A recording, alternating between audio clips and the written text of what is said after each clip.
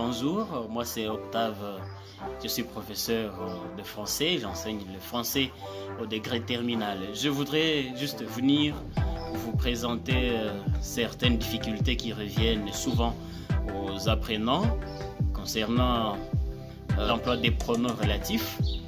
Nous avons en fait les pronoms relatifs dont et les pronoms relatifs que qui posent problème dans l'usage courant du français.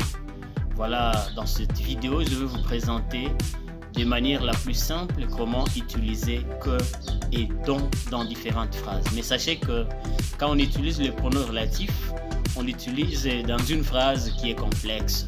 Une phrase complexe dans laquelle on a fusionné deux propositions indépendantes en remplaçant les mots qui se répètent. Et on leur trouve la fonction. Et c'est sur base de cette fonction qu'on va essayer de remplacer les noms par que ou par dont. Alors nous pouvons y aller, chers internautes. Une brise embaumée que cette reine de nuit amenée de l'Orient semblait la précéder dans les forêts. Voilà. Je souligne que qui a comme fonction complément d'objet direct du verbe ou de la base amener. Cette phrase, si nous pouvons la disséquer en propositions indépendantes, nous allons trouver une brise embaumée, semblait la précéder dans les forêts.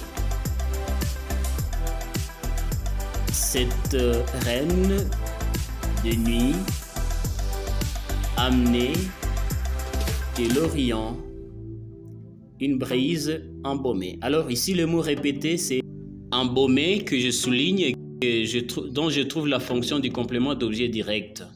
Je passe au deuxième exemple. Tu m'achèteras les habits dont j'ai besoin. Je souligne les pronoms relatifs dont qui a comme fonction de complément déterminatif du nom besoin. En disséquant cette phrase en proposition indépendante, on peut facilement trouver « Tu m'achèteras les habits, j'ai besoin des habits ».